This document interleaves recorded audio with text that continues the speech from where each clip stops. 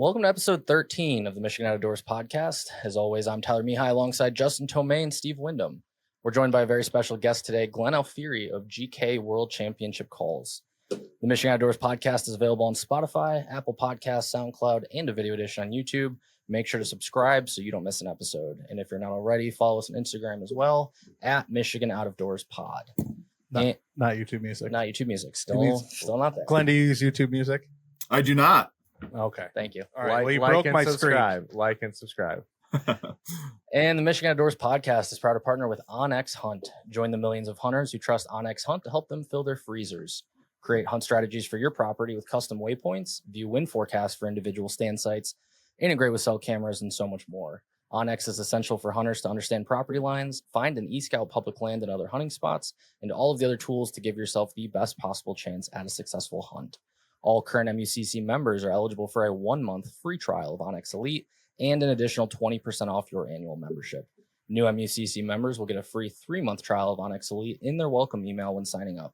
To find your current membership discounts, log into your MUCC member portal and click on the membership discounts link to see all of those benefits of being an MUCC member. Join MUCC today to take advantage of these offers. And we are back for episode 13. How's everyone doing? Doing good. We're stressed, but we're doing good. Yeah. So for those of you who don't know, we have the MUCC annual convention. It is going to be this weekend as we are recording. So by the time this drops, we will be through the madness. Yep. So we are all working like a chicken with our heads cut off, trying to get everything done and be ready for this weekend. Should be a great time. We're up in Treetops in Gaylord, and should be a good weekend. Gonna be fun. So we can jump right into policy. Justin, you want to talk about NRC and what's going on there? Sure. So the next NRC meeting is March 13th, Thursday, in Grand Rapids at the Blandford Nature Center. We talked a little bit about it last time, but the agenda is actually up and there's like some actual details to talk about now. So obviously, fixing the coyote season closure is on the agenda. Commissioner Walters requested an amendment to make it year-round again, which obviously we fully support. So that is on the agenda. There will be no presentation from the department on it. I think the department staff will be there to answer questions should there be any, but this is just a commissioner-led effort to fix an egregious error on the commissioner's part. If you have been living under a rock, we sued the commission for their illegal partial closure of coyote season last year. That case is still ongoing, and we're just waiting for a judge to do something about it. But we will be there streaming it as our technology allows. I will probably say a few impassioned words on it at the meeting next week. Before I head to the Grand Rapids Sports Show. So, coyote season closure is a big one. We talked a lot about the bear eggs, and I'm not going to beat up all the ones we already talked about. I'm going to talk about the ones we didn't talk about. So, at the bear forum last year, one of the items we talked about was how many dogs you can use when you're training during the training period. Currently, it's 8. Some of the hound hunters want to expand it to 10. I think it was almost unanimously supported by the bear forum, including myself, because our policy is it doesn't seem to have any biological impact. So in that case, then we would support the consensus of the bear forum. So it passed.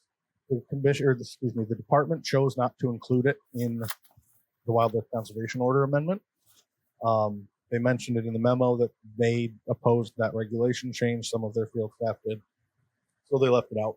I think Commissioner Walters, again, if I remember correctly, was the one that requested the amendment. He is requesting an amendment to allow for the 10 dogs. So we'll see where that goes.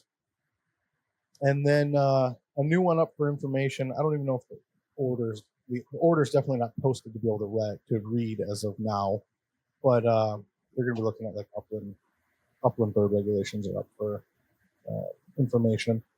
It's just part of the natural regulatory cycle. And there was some talk about potentially changing season dates a little bit for like woodcock, but it doesn't look like there's any significant changes to those season dates. So that's all next Thursday. And real quick, Glenn, I see you got a turkey on the wall back there. Do any of these tickle your fancy? Are you a coyote hunter, upland game hunter? It's a big turkey too. I'm the closing of the coyote season for those, what was it, 3 months instead of running it year round it's a crazy decision to me. I mean, it doesn't make much sense that Yeah, I mean, it's only going to hurt, in my opinion, it's going to hurt turkeys. It's going to hurt upland birds. And tell me if I'm wrong or not, but did they pulled this because of social perception, I believe, instead of science. So, yeah, I'm happy that you guys are doing what you're doing to hopefully right the wrong, in my opinion.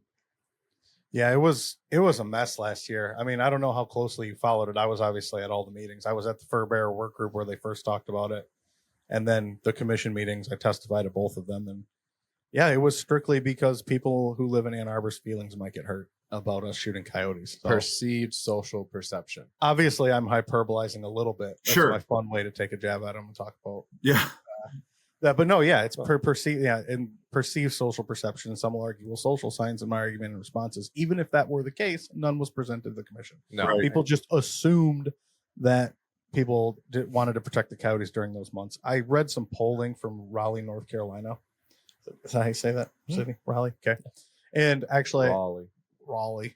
Actually, people preferred lethal management of coyotes to no management at all. And it's because all those suburban moms are worried that their pets, not even their kids, they're worried about their pets getting eaten by coyotes. And then that morning, to your point about turkeys and other species, they had a presentation the morning they voted on the closure from Dr. Jerry Ballant, who talked about how coyotes are the number one predator for whitetail fawns in the UP. Yeah. They're number one. They account for a plurality of fawn mortality. So, it made no sense at the time. I hope that the commission is looking at this as righting an error. And, I found it dramatically too. Yeah, I found it. It was when I heard that it was because of social perception. I found that, and the average age of hunter is high in Michigan. We're trying to recruit, from the call side of things, like we need more young hunters, so we do a lot with, kids, donating calls and trying to get them involved. And, with coyote numbers going up, your rabbit numbers will go down, your turkey numbers will go down, your upland birds. So when you get these kids out hunting and then they don't have success because all the numbers are down when they're already down, it seems like those are the things that they don't look at. All 83 counties, they're thriving. And 85 counties? There's 83 counties. I said 82 in one of the podcasts, and somebody corrected me. It's 83. Sean McKeon corrected me that there's 83 counties in Michigan. Okay, So, 83. You're 83. right. That was right. And they're even been spotted in downtown Detroit on Woodward Avenue. So they are thriving, and we don't need to give them a 3-month That's break. the thing is, wolves, the number of human or percentage of human caused mortality has to exceed 30% of population level impact on wolves. And I asked the biologist one time, I'm like, what's that number for coyotes? He's like, it's much, much higher. He's like, we cannot achieve it with legal methods of take. And I'm not advocating for this, so please don't, again, not advocating for this, but you'd have to poison or go after dens to kill enough coyotes to harm the population, which again, nobody's advocating for, nobody's asking for that, nobody's doing it, not legally anyway. So we can't hurt them. There's just no way. Now what you can do, and this was my argument to the commission. I took a stack of peer-reviewed literature, 3-4 inches high, to the commission, and it basically laid out the case that you can have regional impacts, localized impacts, where you can reduce coyote populations, reduce predation, depredation, in local areas. But yeah, you can't have population level impacts. So, well, wasn't the best time to control them in the spring as well? Yep, that was part of it as well. That was the best time to control them before the crops come up, when family units, not the mother, are out feeding or hunting to provide for the other family or for the other coyotes. So yeah, it made no sense. Made no sense whatsoever. It in my opinion, it was an insult to Proposal G, and it was insulting to Proposal G that it was even written down. So, but on the day this episode drops, it'll be that Thursday. Yep. So, it'll be up for information in March, so it'll be up for action in April. Yeah, so you can watch it on our Facebook page, tune in, or if you're in Grand Rapids, attend the meeting yourself, and everyone is welcome at the NRC meetings. Yep, any member of the public can come and sign up and talk as well. You get 3 minutes if you sign up at the meeting. So that's the commission meeting next week.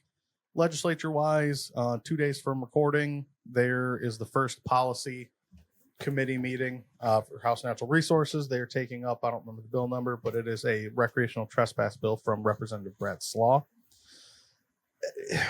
We are a purple paint group. MUCC supports purple paint. This bill doesn't really change much. From what I understand, it was a constituent issue. We consulted with the representative last year, 2 years ago, before he dropped the first version of this bill.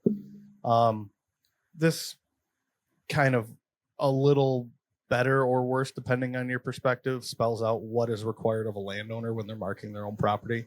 And it takes some vagary out of the recreational trespass law. So it's up in committee. MUCC is probably not going to take a stand on it. I'm going to be there, rub shoulders with the representative, say hi to everybody, see the department folks, but it's nothing we're super active in. But Purple paint, though, allows for the replacement of a posted sign. Yeah, you'd to mark be it. purple paint on a tree. correct. Okay. Yeah, a lot of other states have used purple paint and found pretty good success with it. So it's a lot easier and cheaper for landowners. There'd obviously have to be some education to get people to recognize what that stands for. But yeah, we're a purple paint organization. So, but MUCC is actually presenting to the House Natural Resources Committee on March 12th.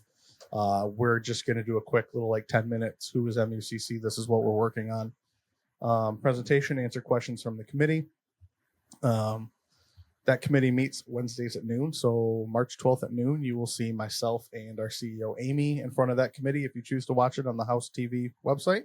So yeah, we do this at the beginning of every legislative session with new chambers. So the Senate is unchanged. We probably won't make that presentation this year. They all know us. They've been on that committee for 2 years now, but this House is mostly a new committee. I think there's only a few holdovers from last year. So yeah, it'll be cool to get that done. So watch it next week, March 12th. And that is basically everything that's going on with policy. All right. Nothing too crazy there. Hopefully the coyotes get figured out.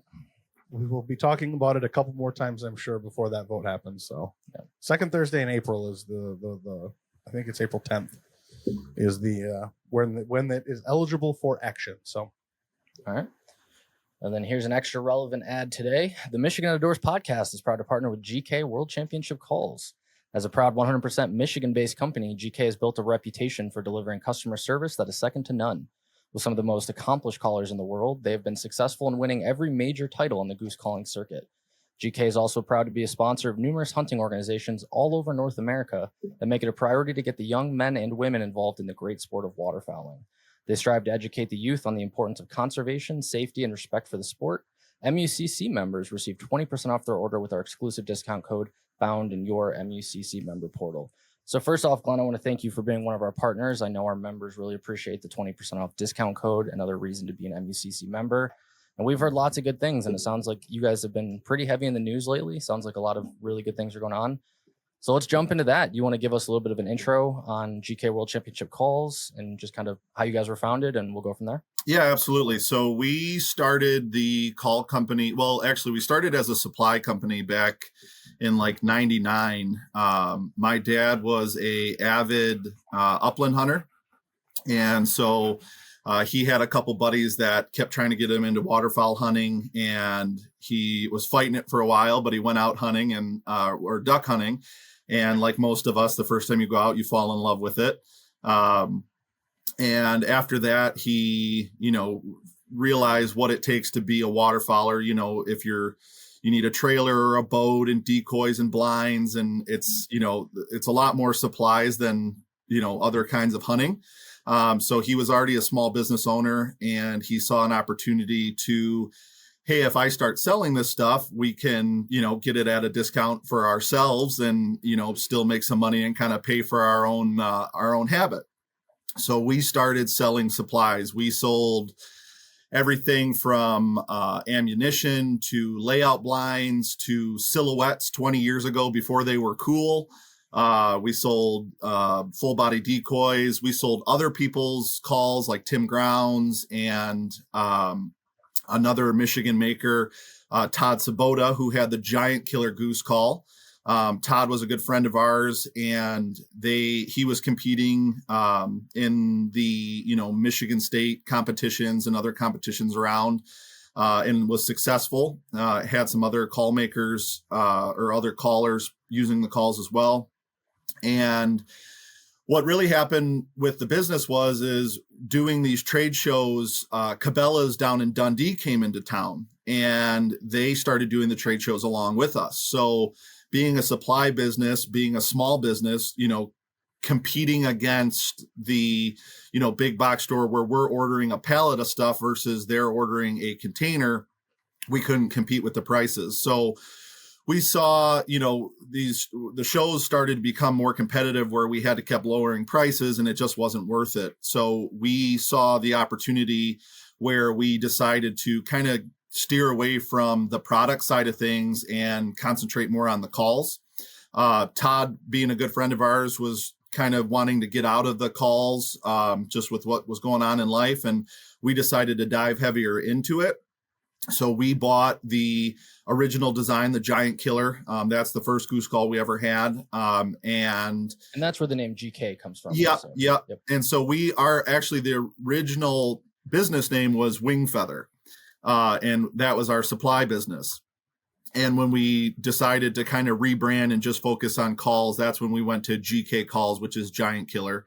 And so we took that original design, we added some goose calls, we added some competition calls, and then, the ball kind of started, kept rolling where we started winning competitions, and we added more guys to our pro staff. In 2008, we won our first world in Easton, Maryland, Goose World. And then in 2010, Wade Walling won the 2010 Champion of Champions that year. So we were that competition happens every 5 years, and it's just world champions that compete in it. So we were the fourth call company ever to win the Champion of Champions. And again, just kind of kept going. We got our calls into some big box stores. We were in Bass Pro for a little bit. We were in Max Prairie Wings for a couple years. Again, it was great, and, got to travel around and meet a lot of people. We kind of then changed our focus again, where we got out of the big box stores and focused more on the independents. So we deal with like a lot of independent stores around Michigan, like Frank's and DNR Sports in Kalamazoo, things like that. So that's, and we're still going. So we're 26 years strong this year. And so your dad was the one that originally purchased the company, correct? Yep. So I, at 11 years old, I was working the trade shows with him. And again, we started the company, and we were selling the calls, and then we purchased the call, the original design, and then transitioned into the just focusing on the calls itself. Okay. And what's your president currently? Yeah. My dad and I are partners, and we still work together side by side every day. Okay. Yeah. I was going to ask, what was that transition like, moving from, you were obviously a kid when the company was purchased. What was that?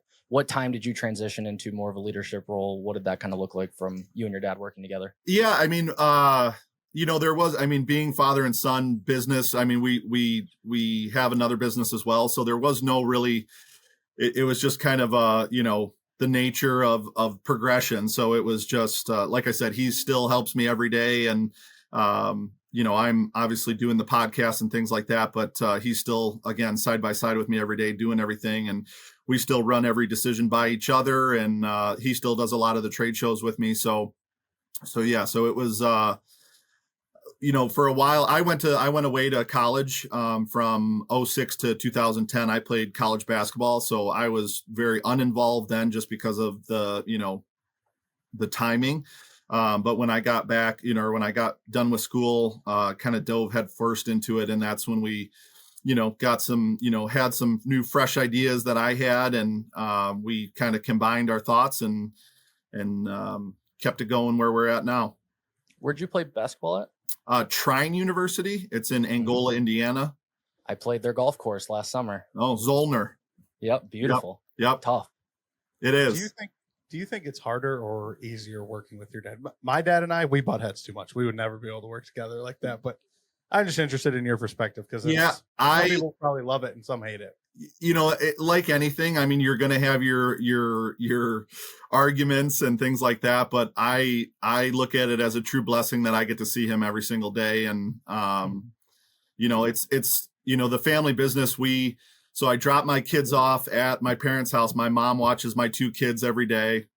We come to work. My sister, my dad, and I are here with our employees. And so it's, again, like anything, we have differing ideas and thoughts and things like that. And, me coming in out of college gung ho with all these new, fangled ideas with social media and things like that were at times hard to understand and adapt. But he has always been open to, listening to what I have to say and vice versa. And I mean, again, I've been working with him since, 11 years old is when I started, selling calls at these trade shows. And I always tell this story. I've told it at a few podcasts now, but it's one of my favorites. Is I was watching QVC and they had this, if you remember, they used to sell this like 200-piece knife set where you get all these different, little pocket knives and a sword and things like that. And I begged him to buy this set. And he said, okay, I'll buy it for you, but you have to sell every one of them at the trade show. So,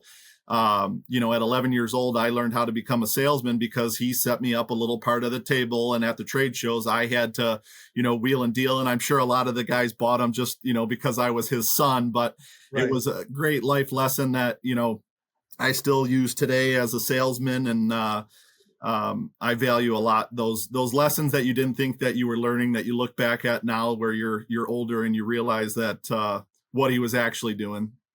Is there a third generation coming up behind you, Glenn? Is next in line going to be hustling knives and goose calls at the trade shows with you? No doubt. I had my 3-year-old at 3 shows this year. He was working a good 20, 30 hours a week. And don't report me on that. Statute of limitations. Yeah, right. No, he, my little guy, I've got 2 sons and a daughter on the way in 2 weeks. So, congratulations. Congrats. Thank you. Yeah, so they're I got 2 boys and a little girl. Awesome.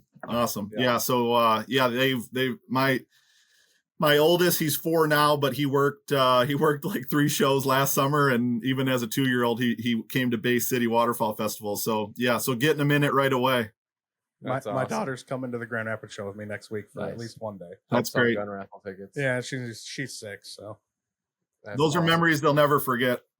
Right. Because I still remember all those. Honestly, I remember the ones when I was younger more than I remember ones that I did last year. I've been finding that a lot of times it's not even about doing something cool. She's just excited to be there with me. 100%. So, yeah, it's when we get to do cool stuff on top of it, it's a bonus. But absolutely, she'll still enjoy being at a show. So with the Michigan base, where are you guys located? You said your sister's involved too. So it's really family oriented, Michigan roots. Where are you guys doing production, and where's the offices and everything based out of? So we're in Troy, Michigan. Okay. Yep. So we're right off of I-75 and Rochester Road. Yep. So easy to get to. And we do everything here except the machining itself. I have a couple different machinists just because we don't have the CNC. A lot of the guys that jump into the CNC things have to also do, cut calls for other companies just to kind of keep the machines going. And we have another business. We actually sell and service food processing equipment. So we sell grinders and slicers and meat saws and sausage stuffers and all things of that nature. So that's kind of the other business. So we focus both right out of the building here. So when you say machining, what kind of machining are you guys doing? I mean, is this tool and die? Yeah, well, so the calls are all CNC cut. Okay. Yep. So we used, cast acrylic rod, or if we do wood, but that's all of our calls. Well, not all of them. We do some molded versions as well. But the machining is done for the most of the cast acrylic and the wood are all CNC. Awesome. So you do CNC, there's cast. What all materials are you using for your calls? And is there one that you prefer, one that's performed better? And then what's the reasoning that you kind of do different materials and have different preferences there? Sure. So cast acrylic rod is probably 90% of what we do. It's just, it's most consistent. It's got, the loudest crack, different colors and things like that. That's the biggest thing is nowadays, back when we first started, all you had to have was a all black call, an all ivory call, and a black and ivory call. Now you need, toxic green and swamp marsh green and, red Ferrari and matte gray battleship. And, it's just, that's where it's really evolved as, we used to hold a really high inventory of, 6 colors, and it was easy to kind of predict. And now I order a lot less at a time just because the trends of colors change so much, where, it's basically a new mousetrap comes out and it's just a call combo. And, there's certain guys that just collect Ferrari red and black and guys that just collect chartreuse. And so instead of just kind of having those core sets, we try to kind of constantly flip the inventory just to kind of stay fresh. And because we have a lot of collectors and doing different combos. So cast acrylic rod is, I would say, 90% of it.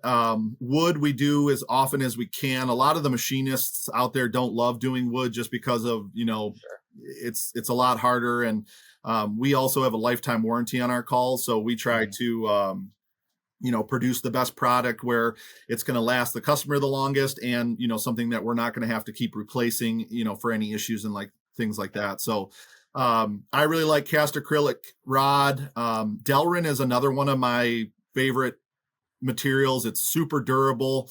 It's not pretty by any means, but it kind of produces a sound that's kind of a mix between acrylic and wood, the way that it absorbs the sound when you're calling. And again, it's a really cost-effective call where I don't have to, when I produce it, I just cut it, engrave it, and I don't have to do anything else. I don't have to do, the wet sanding, the polishing, the buffing, the painting, all those things. So we can keep, it's more, cost effective for customers that are looking for that price point, but still the quality of sound is there. And then we also do a heritage series that we call it, which is a poured acrylic. So it's still an acrylic resin. But again, it's one of those things that we use silicone molds. It gets poured. And it's a labor thing for us where you don't have to do the wet sanding, the polishing, or the flaming in order to produce those. So we can keep the cost down, but the quality and the sound is still there. Are those production steps with like the wet sanding and the polishing, is that wood only, or does that acrylic rod take some additional post CNC work as well? It does, yeah. So as soon as it comes off the CNC, you still have all those line, just from the machining marks. Yeah. So you'll hit it with the wet sand, like a 1500 grit, and then go hit it with another one, and then depending on the material, like if it's a clear acrylic, we will use a jeweler's torch, where like a flame will travel through the inside and the outside to kind of get that clarity, because polishing a clear barrel is tough. And you can also, by polishing the inside, you're taking out thousandths, as you polish. So you can kind of create issues with that if you don't do it with a jeweler's torch. But on on a standard black or red or something like that, you're just polishing the outside. So you're hitting it with wet sandpaper and then a buffing wheel.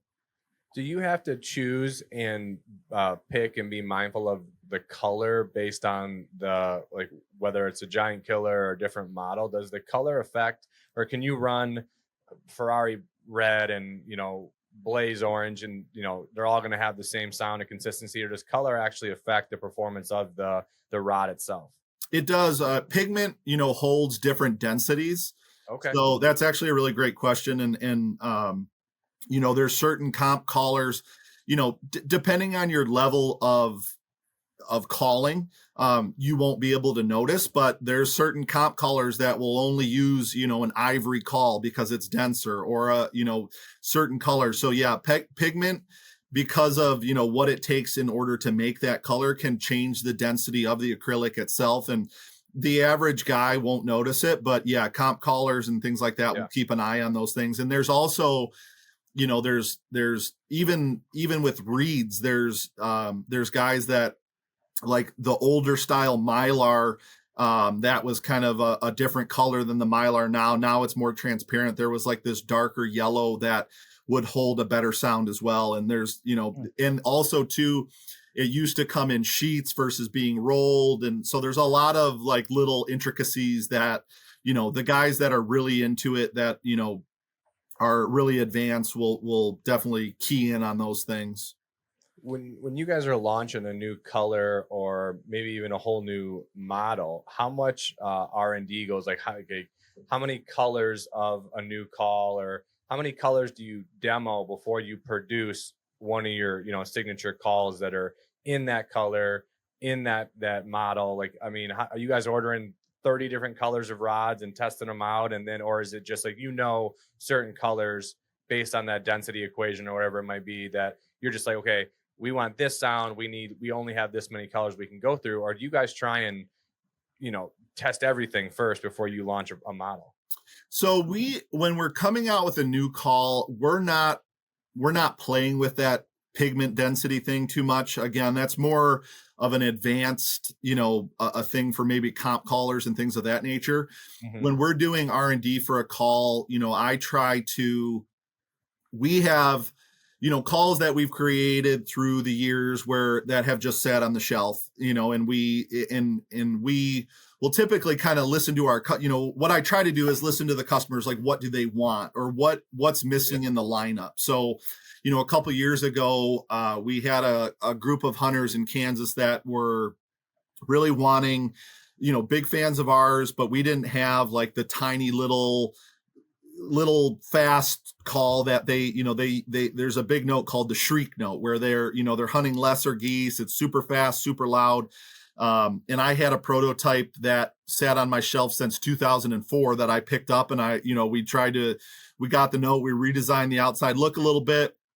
But as far as pigment goes or color goes on that, we'll just get, I'll prototype, I'll get a dozen made. I'll give them to all of our guys that hunt a lot, all of our, kind of our advanced callers, say, use these for a year or even two.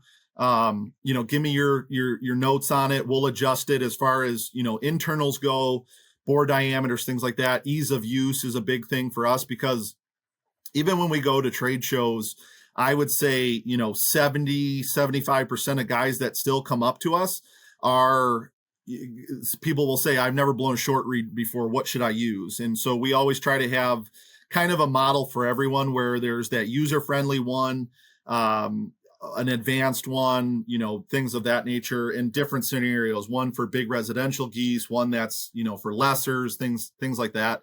And as far as color goes, it's always kind of a crapshoot on which ones that you pick. So when we release a call, I'll try to do 6 colors, I would say. There's really no set number, but I'll try to do, again, a solid black, an ivory and black. And again, it seems like those are for the older generation. And then I'll do a couple wild ones that, just a camo one, or, a toxic green, or there's a bunch. That's something I think is so funny that you were talking about too, that color is so important, because, anytime I'm buying duck calls, and I've seen these trends as well, where these duck call companies, goose call companies, they're coming up with these crazy colors. Like, people want this toxic green or whatever. It always, I always find that funny, because when I go buy a call, I'm looking for either a dark color, camo, marsh color. Like, I want it to blend in. When you're duck hunting, we spend so much time finding a good location, brushing in, making sure we're hidden, wearing the right type of camo. And then these guys will go and run these crazy colors on their calls. And I've never really understood that, because you put all this effort into camouflage, and I don't know if it really makes a difference. Yeah. I mean, it's such a small color that I don't know if it does, but I've always found that just funny, that people try to camouflage so well with ducks, and then they're like, oh, I'll take this bright green color or whatever call. What color do you look for when you go hunting, Steve? I borrow all my calls at this point. Well, let's change that. We can change that. Now you know a guy. Glenn, do you guys go through a lot of sanitizer spray, or when you're at a show, like, and people are trying these out, you bring a 5-gallon bucket of sanitizer? Yeah. Like, how does that work? COVID really changed that too. It seemed like, pre-COVID, we would always come home the next week and have some kind of cold or flu after a trade show. But we do everything we can. We bought like the, like the old school barber, like where they put the cones in it. So we bought those for rubbing alcohol. We bought like sanitizing, but we've tried everything. And I mean, we just do the best we can. It's, it's one of those things. It's funny that, the guys, again, post COVID, you get the people that will be like, the moms will be like, don't touch that. Don't ever blow that, like, do you have any in the back that we can try? And then you've got the guy that comes up with a big chew in his mouth and will try everyone, blows every single call on your table. Yeah. So it all just depends. You blow it, you buy it. That should be the policy. Yeah, I wish. But so we try to bring, to a show, we try to bring 80 to 100 calls. And again, after we do our best with, we bring a bunch of rubbing alcohol and dip them and wipe them. And you got to get on the Burger King model. When I worked at Burger King in high school and college, they had this powder, and you'd fill up the sink with hot water and you pour the powder in and let it dissolve. And then you just sanitize the trays by dipping the trays in and letting them dry. That's all it was. It worked, apparently, allegedly. Okay. We won't test the science on that. Yeah.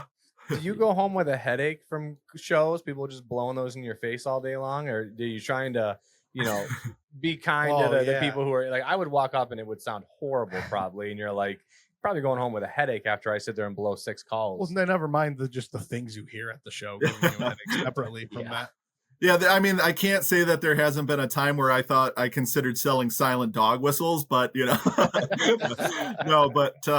we the outside shows aren't too bad. It's the indoor ones are the tough ones that, and a lot of indoor shows, even, like Outdoor Rama and things like that, we would love to do because of our audience, but it's one of those things I can't, they don't want people blowing the calls. And again, I know the booth next to us will hate us. So, but I also can't sell them without somebody trying them. Well, the Outdoor Rama, I mean, the chainsaw is going off every 30 minutes. We're there for 4 days, and it's like, geez, these chainsaws again. So I'm not sure duck calls will be too right. Yeah, it wouldn't be too well perceived. So the indoor ones we don't do too often. We did one.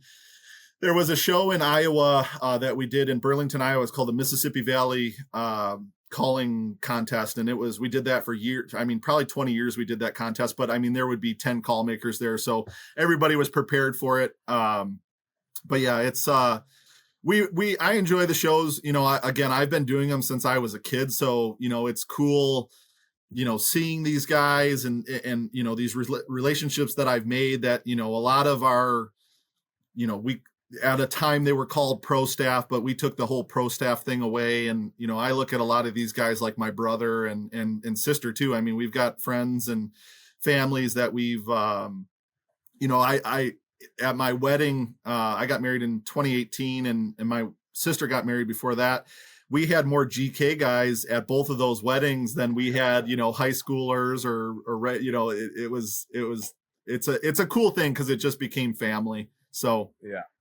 When you guys go to competitions, are you like backstage with the pros, like coaching them, or are you going to these at all in any sort of like coaching capacity? Or are you just there to kind of represent the brand and to be there and to help the guys and just kind of promote the brand? Or are there any callers that want to bring you along as like hey, Glenn, listen to this first round, tell me what I'm doing wrong, tell me what I'm not, or are you just there for fun? Well, so we don't do the competitions as much as we used to, just because our guys, all have families and, kind of aged out of it, where it's a young man sport, because you have to be able to travel around the United States and Canada and be able to go for 6, 7, 8 weekends. And there's still some guys that are older that do it. And but that's their thing, that's what they do. And I tip my hat to them, because it's a grind. I've done trade shows for 26 years, and it, by the end of the year, it wears on you. And so, but back to your question, our guys, when they were competing, we would always travel with them. They would run routines by us. And, but those guys have such keen ears for it too. And, we have such a big group that they would, we would all trade information. And, even back before, cell phones were great, guys would send cassette tapes and say, listen to my routine. And I mean, that was obviously years and years ago, but yeah, we all work together. And, definitely. I mean, I was with Wade when he blew in 2010, when he won the Champion of Champions. I'll never forget, we were outside. And every year, so he blew in the world that year, and then the champion of champions. And once you win the champion of champions, you can't compete in the worlds anymore. So unfortunately, he won in 08, and then he didn't win when in 2010, when he competed in the worlds. He didn't win that year, but then he won the champion of champions. So he couldn't compete in the worlds anymore. So, I truly believe he would have been able to get 2 more world titles.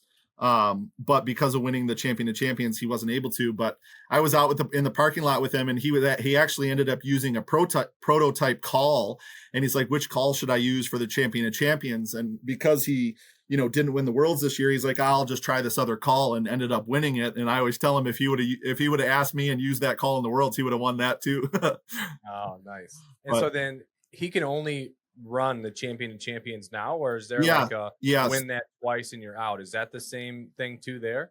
So you're done. It's one and done with the champion of champions. Yep. Okay. So so that was kind of Wade's, he'll compete in some regionals and things like that now, but after that he was done with the champion of champions and done with unfortunately. And that was one thing that we always, because if you win 3 worlds, you're also done competing in the worlds. But so there's kind of it goes both ways. There's a bit of an argument to say, like, if there's 3 guys, or, if there's a guy good enough to win it 6 times, then you should let him blow in it every time and make the other guys get better. Or there's the argument, well, you've won 3, you're done, give somebody else a chance. So it's kind of a mixed review on what people think about that.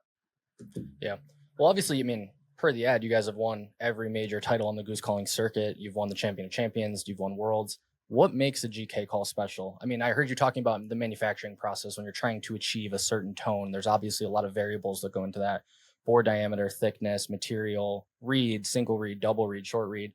Can you go into, first off, can you go in and kind of explain the difference between single reed, double reed, why they're helpful for who? The short read, and then just kind of what else you think makes a GK call a GK call? Yeah, absolutely. So a single read is going to be more versatile, just because you don't have that second read on there. That reed's able to travel farther. You can get a wider sound out of a single read. You can get you can cut with it better. It's any guy that I would say is more advanced wants to use a single read. There's no difference. Personally, I don't think when you're duck hunting, I don't think a duck can tell the difference between a double and a single read. So, a lot of customers will come in and say, I have a single read, I think I need a double read, or vice versa. And, I tell them, it's whatever you feel most comfortable with. The single or the double read is going to be a little bit easier to use. Having that second read on the top kind of, acts as a bit of a restrictor.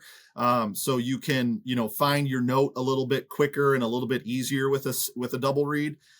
You'll get a little bit raspier with some double reads, but again, I don't really, I don't fixate on one or the other.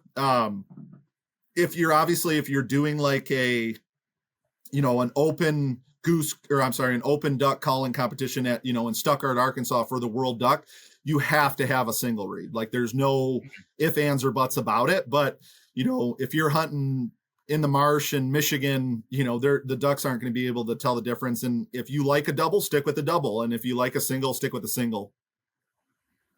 Okay. So then what are those other manufacturing variables that we were talking about? What else do you find that really makes you guys unique? Is there any part of your manufacturing process? Do you think you have a better material? All those variables obviously are important. What do you think makes the GK call special? Yeah, absolutely. So there's a million, you see these questions online all the time that says, on all the different forums or on the group pages on Facebook that say, what's the best goose call, or what should I buy the best goose call? And I'm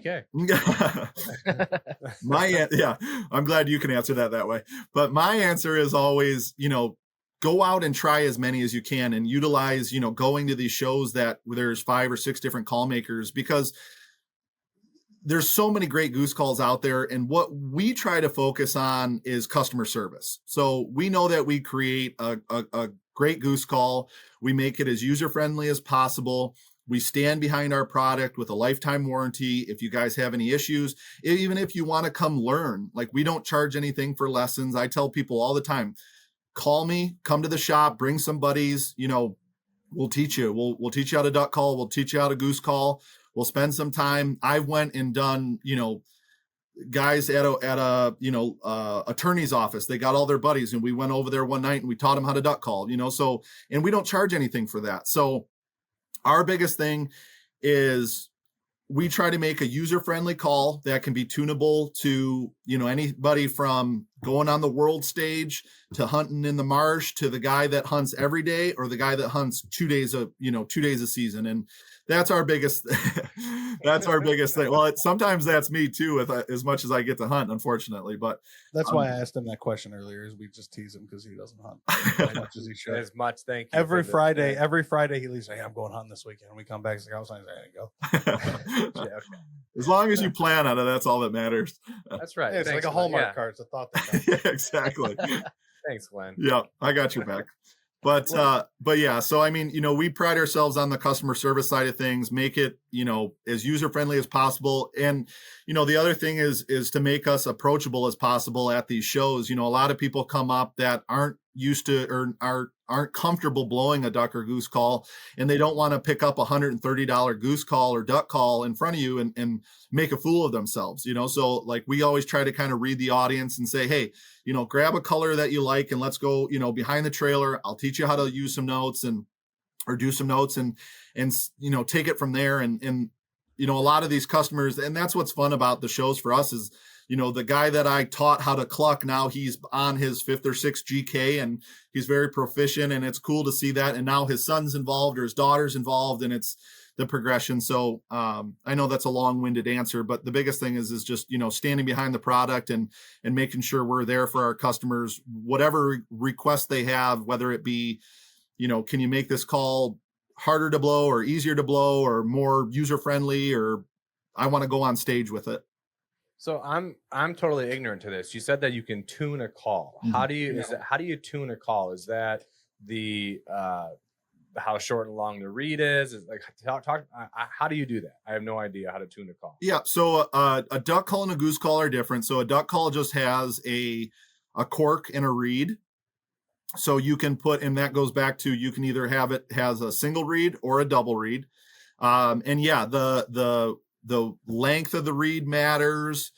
The way that you might dog ear it can develop different rasp. You can put like hit the tone board with an emery board to make it more raspy or take it away. It's very adjustable as far as like air pressure goes, to make it lighter or stiffer to blow. And then with a goose call, same philosophy, but with a goose call, it has a tone board, a wedge, and a reed. So the reed is, you can shave the reed, you cannot shave the reed, you can change the length of the reed that is shown. So again, it can make it harder to blow, easier to blow. It can make it more high pitched. It can make it deeper. So it's very adjustable with a duck or a goose call on when you're tuning it. Awesome. Glenn, do you see a bigger market with duck calls or goose calls? We're a goose call. I mean, because our championships are in goose, that's what we're known for. But everybody that goose call or everybody that goose hunts typically duck hunts. There's not one that, so again, it depends where you go. When we were in MUCC and we would go down to MUCC Prairie Wings in Stuttgart, Arkansas, no one wanted to buy a goose call when we would go down there and work the booth. But when you're in, Michigan, Minnesota, Northern Ohio, Illinois, they're all goose hunters. So it's all location specific, but our tried and true, obviously the world championships, we pride ourselves on our goose calls, but the duck calls can hold their own as well. Yeah, I was curious about that because you hear a lot of people say, "Oh, I'm a duck hunter," but how many times do you hear someone say, "Oh, I'm a goose hunter"? Yeah. Like, for whatever reason. I've met one person. Who? His name's Andy. He's married to one of my wife's friends from high school, and that's their thing. It's like their goal sometimes is to extirpate geese from Michigan. That's all they do. Like, they don't care about deer hunting. They don't care about shooting ducks. they're out there to kill geese. Yeah. Well, it depends on the area too. I mean, where there's areas where, if you don't have, obviously you can go hunt ducks anywhere around Michigan because we have so much water, the Great Lakes, you can go kill divers and things like that. But, if you're a field hunter, there's not a lot of field ducks in Michigan. I mean, again, I know that I'm sure there's people in the audience that had awesome hunts and kill a lot of ducks, but I talked to a big majority of Michigan waterfowlers that, and I know that, Michigan duck hunts in the field are far and few between. But, you can go across Lake Huron, from Port Huron right across like Kincardine area and things like that. We have a good friend, Luke Scherters, who owns Wing Feather Outfitters over there in Walkerton. They're killing, wood ducks and mallards and all kinds of in the field. Like they don't hunt the water at all. And they're shooting just as many ducks as they are geese, so it just depends on your area so I think it's all opportunity too. Yeah. Okay. You said something about divers. What do we got to do to get a dedicated merganser call? Underrated table fan. Get a new sponsor. Have your own line, Justin. No, we went on a camp one time and they went out duck hunting in the morning while the rest of us slept in before we went grouse hunting, and they brought back 2 mergansers. Yeah, I think if you just get a bucket of minnows, I think is all you need for okay, noted. Hey, I didn't think it was that bad, so I just make it a point to just push, yeah, absolutely, waterfowl from time to time. And knowing that, like, goose hunts can be more field based, but I've hunted the Shiawassee a few times, and that's flooded corn, and a lot of guys I've gone with buddies on their boats and stuff like that. This might be a dumb question. Do the calls float if they're dropped into the water? No, and I make that specific. So if you drop it, you have to buy another one.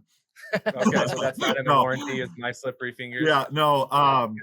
That's why they don't float there because they're solid cast acrylic, so they'll sink right to the bottom. But that's why we always recommend a lanyard and then double looping it. Have one on your barrel and have one on your insert. Yeah. Little like those life jacket koozies for beer cans. For calls. There you go. Extra branding. Yeah, you mentioned people coming to see you at the shop.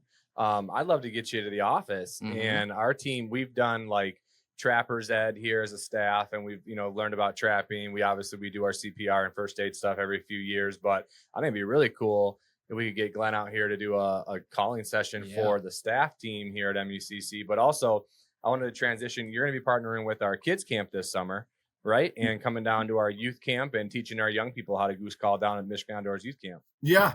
We I think it was last year I had seen the post on Instagram, that the youth camp was going on, and I messaged, I don't know if it was you, Tyler, that I talked. I think it was me. Yeah. So I just messaged and I said, hey, I would love, we give anywhere between 800 and 1,000 calls away a year just to kids. Awesome. That's awesome. We try to give as much as we can, and I hate saying no when I get asked, but we try to do as much as we can. And we've had a long relationship with like the Bay City Waterfowl Festival, where we do like 200-300 calls every year for them. They do a cool a kids seminar there, and we worked with the DNR and Point Moulet and all over the place, as much as we can.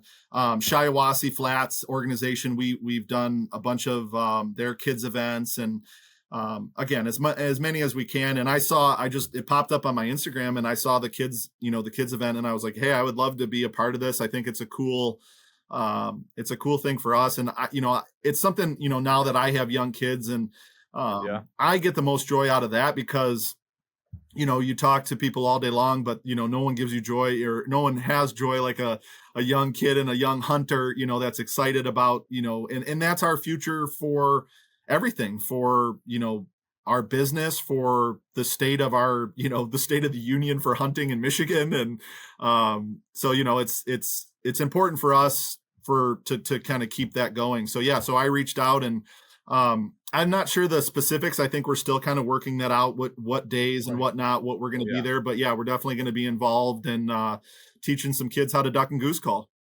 So shameless plug for the Michigan Outdoors Youth Camp. If you want to learn from a world championship game call maker, get your kid registered for summer camp this summer. And I know our camp director Shannon's really excited. She's already bought a couple pairs of earplugs to prepare for that. She was joking. She's like, "Yeah, we're gonna do a couple hours of calling, and then they are not allowed to have them until they." Yeah, I was gonna ask, what did the parents of these kids do to hurt you? Yeah, it's definitely you get a mixed review on if you give a kid, when they come to the booth, and if you give them a couple free calls, you either get a really big smile from the parents or you get a finger that Right. Yeah. Michigan hello. Yeah. So we always try to tell them that, tell the kids as they're walking away to make sure and, always blow the call the loudest on the car ride way home.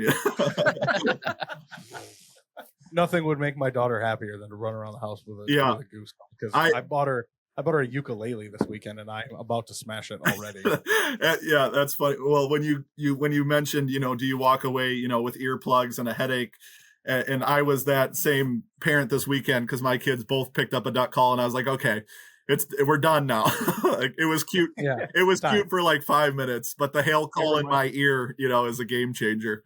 It reminds me of like in middle school when you're in your first music class and they give every kid the recorder, and then you just go home and play the recorder for hours. Yep. And your parents It's elementary now. I don't think it's middle it might school be, it anymore. might be elementary. Yeah, my middle schooler has a saxophone, and it's like, oh my gosh, like keep practicing, buddy. Yep. So Just do it in the basement. Close the door. Yeah. Soundproof room. Yeah. So we're really excited. I think the summer camp seminar is going to be great. I know the kids are going to love it. And again, thank you again for, being able to help those kids. I know it's going to be a huge deal. Yeah. Thanks for letting us be a part of it. I think it's, like I said, it gives us a lot of joy, and it kind of, keeps the flame going for us because, like anything, you've been doing it a long time, and, you want to keep the passion going. And that's something that, with kids at home, and, that they're excited to get into it. So I'm going to bring them along with me, and, we'll have a good time. Well, and like you said too, if I'm not mistaken, I believe waterfowling is one of the fastest declining parts of hunting. I think there's less and less people hunting ducks and geese every single year. So that just, it's even more important to start teaching the kids so we continue that generation of waterfowling. Yep, absolutely. And I mean, any way we can get them outdoors to do anything, whether it be trap shooting or fishing or hunting ducks, but anything, and it gives them an opportunity, where you might not have to learn how to blow a duck call or just hear someone do it correctly, so I think it's a cool, I know as a kid, I would have loved something like that. And I mean, I remember doing hunter safety and thinking that was the coolest thing on earth, when most, adults dread it if they haven't taken it, but like as a kid, it's something fun outdoors, so it's good to kind of change it up a little bit. Well, in Michigan, we have one of the most liberal goose seasons allowed, right? Like we max out the federal. We max out the Fed limits. We max out the Fed number of days, trying to push people to go out there and do this. Do you have any favorite goose recipes that you? I thought you were going to ask for a spot. No. Steve has a habit of trying to get people secret spots. No, I always Lake St. Clair, just go out there.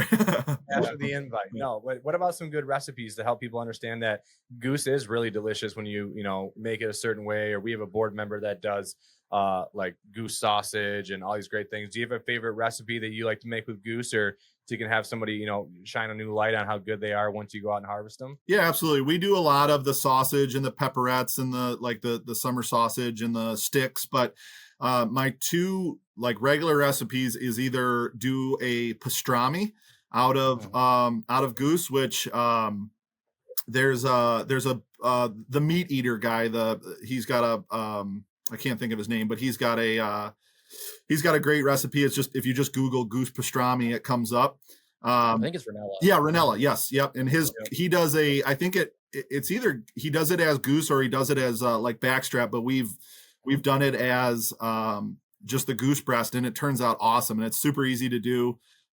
Slice it super thin, and then the other one is kind of like a pulled pork, but you do a pulled goose, so you do slow cooker. You can do with barbecue sauce, or put a beer in there and just let it slow cook, so it kind of pulls apart like like pulled beef, pulled pork. That's definitely the best two that I've had. I saw a recipe on YouTube not too long ago that I'm really dying to try, but it's You put a goose breast in a slow cooker, but then you fill it with coffee, Mm-hmm. and it's supposed to be really, really good, and you don't even get a coffee taste. Yep. Okay. But it's supposed to just kind of like darken it, and yeah, I've heard really good things about it. Yep. I've done it where you butterfly the breast open, and then you kind of pound it flat to almost like a sheet steak, Tenderize it, yeah. and then load it with like cream cheese, onions, jalapenos, or we did one of them with like blueberries and cream cheese, and also like then we roll it up like a log, Yeah. and then you bake it for like 8-10 minutes and just get it nice, and it was delicious. I've done that with backstrap Like a too. porchetta almost. Yeah. Yeah, we'll do that, and we'll wrap it in bacon too. So we'll do. Oh, yeah. Yep. Yeah, we'll do like poppers. We do it more with ducks than geese. We'll do like the duck poppers again. Same thing: green onion, jalapeno, cream cheese. Wrap it up, and then wrap it in bacon to kind of keep it moist. Put them on the grill. It's a great little party snack. I've done those. Those Yeah, are really my good. kids actually love the duck poppers. Yeah, they're so good. Mm-hmm. So we got summer camp coming up, and you guys also have a pretty big pre-order going on right now for a pretty cool collaboration. You want to get into that? Yeah. So we have been, we've worked with Boss Shot Shells, which is another Michigan company. As soon as I heard about a Michigan, shot shell company being created, I got a hold of them as soon as I can, just to kind of introduce myself. And Brandon, the owner of Boss, and I became, good friends, and talk regularly. And but yeah, we this is the time of year where obviously things are slow because everybody's kind of transitioning out of deer and now focusing on turkey. And we were talking, and we thought it would be a cool time to do a little bit of a collaboration. And so we're doing 2 duck calls and 2 goose calls with the exclusive Boss logos on them. We've also added a little bit of something exciting to it is if you order a call, you now get your name put in. We're going to give 4 cases away of their new Steel Reserve, which is their steel shot load. Nice. Because we're facing the shotgun shell industry is facing a lot of interesting things with the new tariffs and not being able to get imports and things like that for different metals. So it's an awesome steel load. We shot it a lot last year and had great success with it. So we wanted to give some away just so people that were, hadn't tried it yet could try it. So we're just doing a pre-order. It's going to go till the end of this week, and then we're going to start production on it. So some cool calls that have never been done before. They don't have our logos on them. It's just the Boss stuff. So, it just gives people an opportunity, either, Boss fans that haven't heard of GK or vice versa, and, kind of hit some new audiences and create some cool products. Yeah, That's awesome. they look awesome. They've been taking social media by storm. I've been seeing it everywhere. Yeah, they've been. I was really surprised again for the time of year how they were perceived. And again, Boss is such a monster brand, and again, we're super excited to be able to be part of it. And I was actually talking to Brandon. I told him I was coming on here. I said we should get him on here as well. Absolutely, Love to do that. Yeah. Yeah, we'll have to get the connection from you. Absolutely. That'd be awesome. Anything else you guys are working on that's kind of a big goal you have for the future, or anything you want to tease besides the Boss collaboration, or a new model, or just even just maybe your favorite call, or your tried and true model that you think everybody should have in their kit? Sure. We had a new call that came out last year called the Rumbler. It's a goose call. Really, really happy with that call. It's super user friendly. It's a great goose call. I haven't said anybody anything yet, but I'll give you guys the first one on this. We're gonna come out with a new duck call. I don't know if it's going to be this year or not. We have been doing some R&D on it. It's like no duck call that we've come out with before. It's going to be a completely new model. So I haven't told anybody that before. So you guys got the breaking news. We'll have to put a news. graphic up. Yeah, This is where I need you the got the soundboard. exclusive on that. So Awesome. That's awesome. So keep an eye out for the new one. Where can people come and see you this? Like, I know show season's kind of wrapping up, but whether it's Michigan or maybe the Great Lakes area, where are you going to be in the future where people can come and get their hands on a GK call and come talk to you guys and see it in person? So this summer we'll be at the Bay City Waterfowl Festival. We'll be at Woods and Water Festival in Imlay City, Point Moulet Waterfowl Festival, We will do the at the Grindstone Port Hope. We do a kids event every year up there. So bring your kids out to that. Everybody gets a free duck call and some really cool stuff up there. Right now, that's all I can think of off the top of my head. We kind of hit all the big Michigan outdoor shows, and then add in again a baby on the way in a couple weeks. So it's always depending on who can help me and whatnot this year. But we always do the main Michigan ones. So are you going to make a pacifier duck call for your new kid? Oh, there you go. There you go. Yeah, I've seen those. Those are pretty funny. That's awesome. So a couple different chances at these festivals. People can come out and talk to you guys, get their hands on a call, and maybe get a little impromptu lesson at the booth with you. Absolutely. And then what's your website and social media for them to find you on? www.gkcalls.com. And Facebook is GK World Championship Calls, and Instagram is GK Calls. Awesome. We'll go follow GK. Get a GK. Yeah. Awesome. We appreciate you. Get two, right? You need a duck and a goose call. That's right. That's right. Awesome.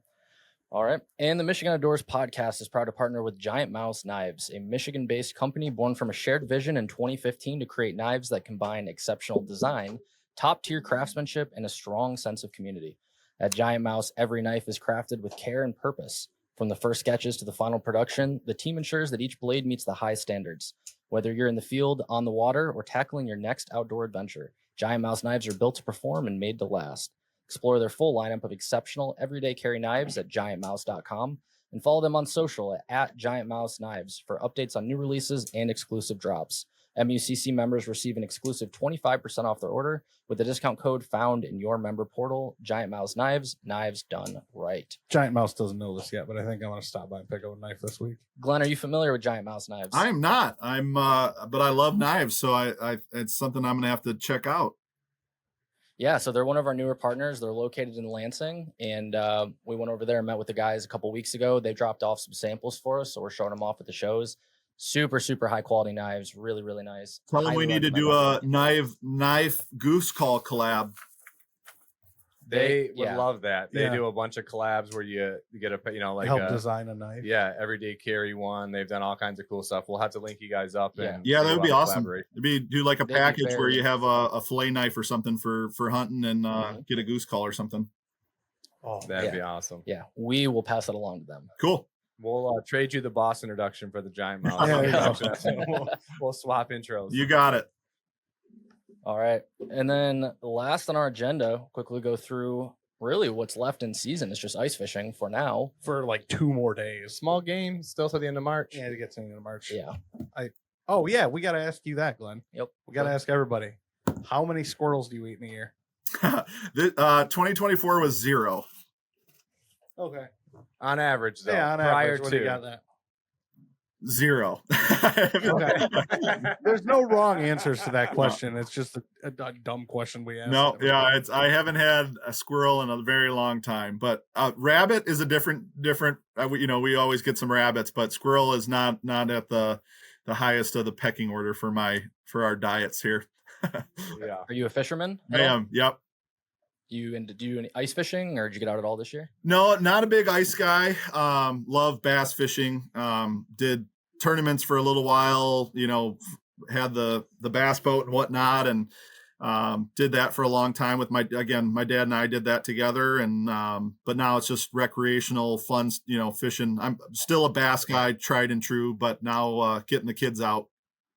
What's your personal best on the bass? 7 on St. Clair for a smallie. Okay. Yeah. That's a That's tanker. real nice. I've never got a 7, but on top secret body of water up near Traverse City, I watched a guy. The bay.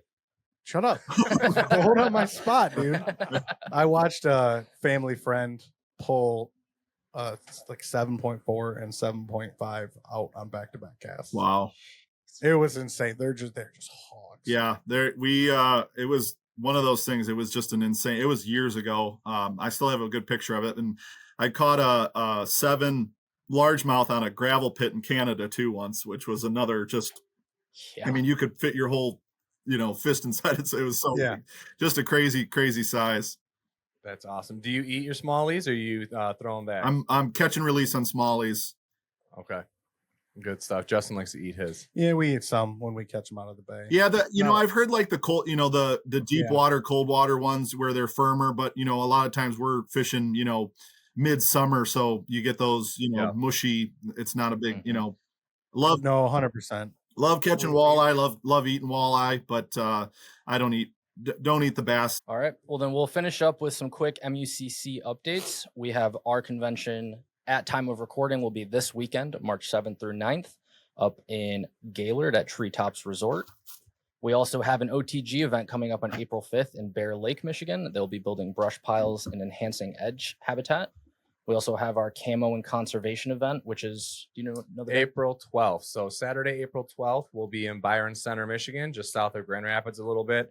It's going to be an awesome event. It's a banquet style event. Your ticket gets you in the door. It's a $40 ticket, open bar, buffet dinner, tons and tons of cool raffle items, silent auction, table games. We have a mega raffle where we got some really cool things that we're giving away. So tickets are still available. Sponsorships are still available. You can sponsor a table, bring out a whole crew.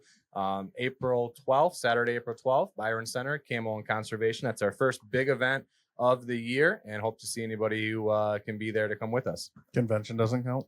Convention will be done when this comes out. But you said first big event of the year. First big fundraiser. Convention is a business event, basically. Words matter, Steve. Glenn, if you're ever trying to get some GK calls in front of the right people, let us know. We always accept raffle items. Perfect. And then we also have one last OTG event that's going to be April 19th in Rochester Hills, and they will be removing trash from the Clinton River watershed. So if you want to sign up for either of those OTG events, head to our website and register there. That one's annual, right? Like that's the only. I believe so. Yeah. That is annual. They Yep. drag a lot of shit out of that water. Yeah. Yeah. Like a lot. The Clinton River one's great for all ages. River cleanup, so it's a great way to be there. I also want to plug the outdoors and cold pours event. That's going to be May 17th at Hunters Creek Club up in Metamora, Michigan. Another banquet style event. We're going to have live music. We've got wild game dinner at that one. Tons and tons of raffle items and giveaways. We're also going to have some cool interactive booths where some of our partners are going to come down. You're going to be able to shoot archery, try your hand at fly casting. We'll have some vendors that'll be selling some product.